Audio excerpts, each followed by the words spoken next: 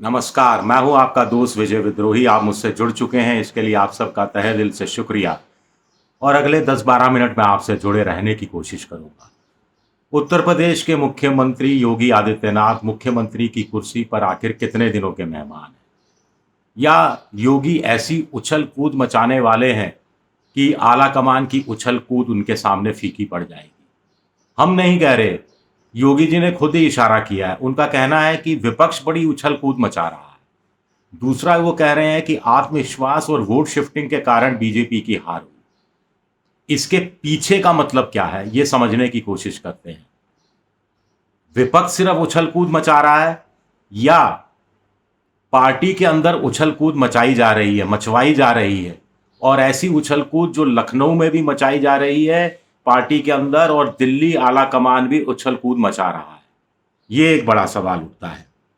आगे सवाल उठता है कि योगी क्या विपक्ष की उछल कूद से ज्यादा परेशान है, या पार्टी के अंदर के लोगों की उछल कूद से ज्यादा परेशान है, साथी धड़ों की उछल कूद से ज्यादा परेशान है, जो लखनऊ से लेकर दिल्ली तक यानी दोहरी उछल कूद से ज्यादा परेशान है क्या?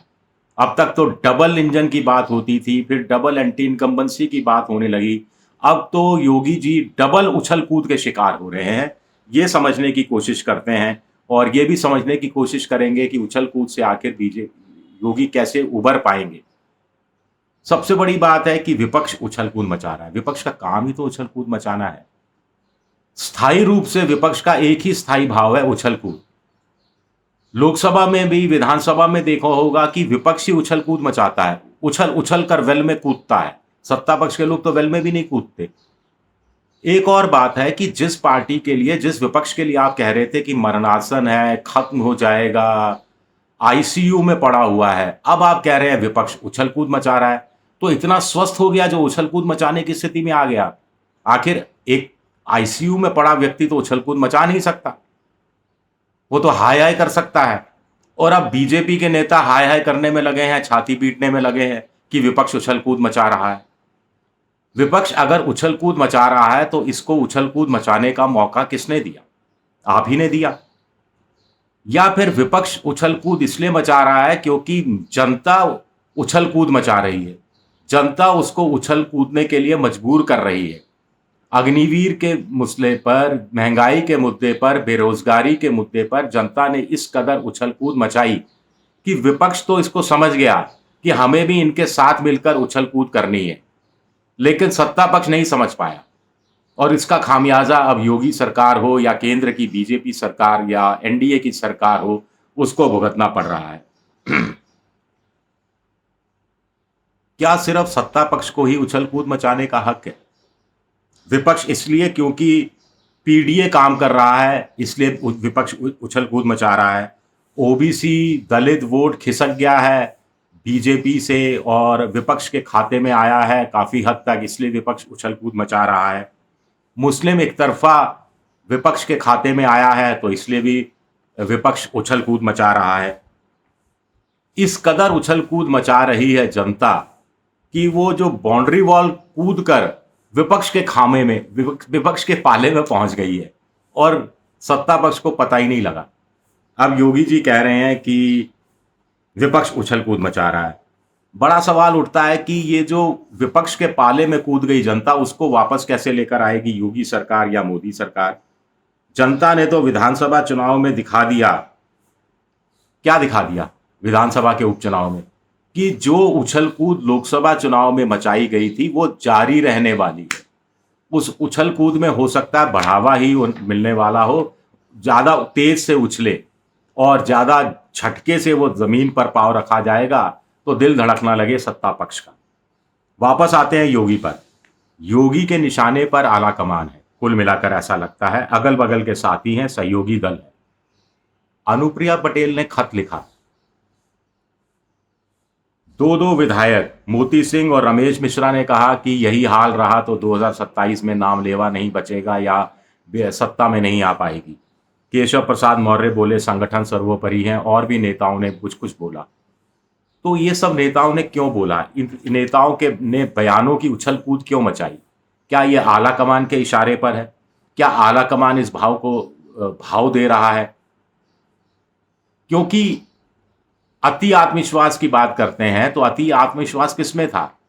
मोदी जी में था।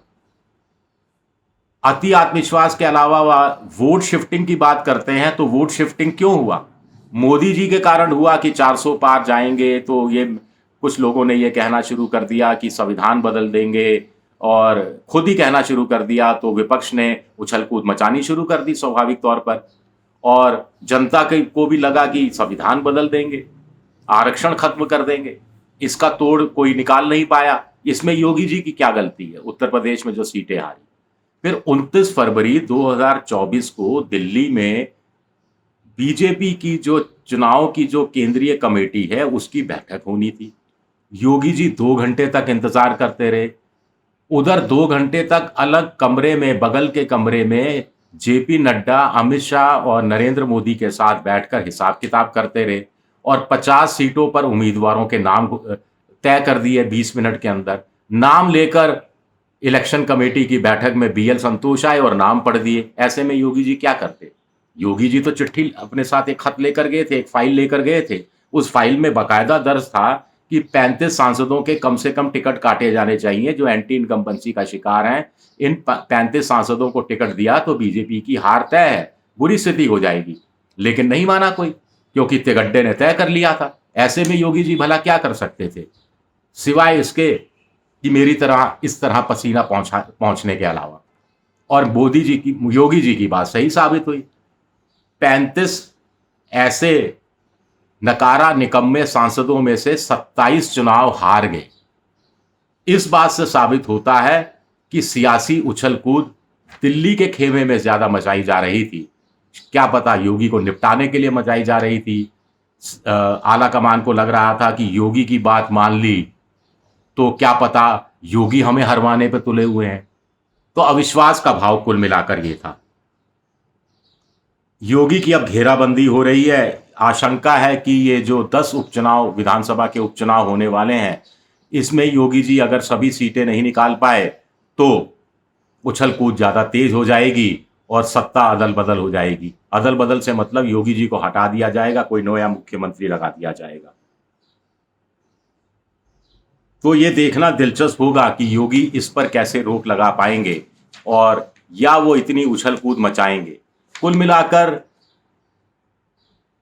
पार्टी के कुछ नेता जो उछल कूद मचा रहे हैं, उसके लिए कहा जा रहा है कि आला कमान उनके पैर के नीचे स्प्रिंग लगाए हुए है, सियासी स्प्रिंग लगाए हुए हैं, ताकि वो ज्यादा उछल कूद योगी के खिलाफ मचा सकें। लेकिन क्या संघ भी ऐसे स्प्रिंग योगी को प्रोवाइड कराएगा? समर्थन दिया है, संरक्षण दिया है, लेकिन ऐसे स्प्रिंग क्या संघ प्रोवाइड करा पाएगा? ये भी अपने आप में एक बड़ा सवाल उठता है। और जब उछल कूद दोनों पक्षों से इस बीच मचेगी तो फिर आम जनता का क्या होगा, ये एक सवाल उठता है।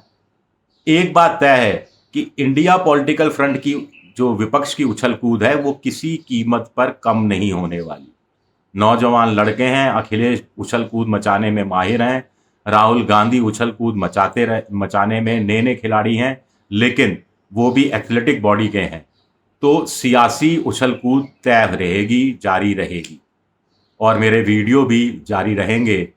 आपको पसंद आए तो लाइक कीजिए, सब्सक्राइब कीजिए, शेयर कीजिए। शुक्रिया आप सबका, बहुत बहुत शुक्रिया।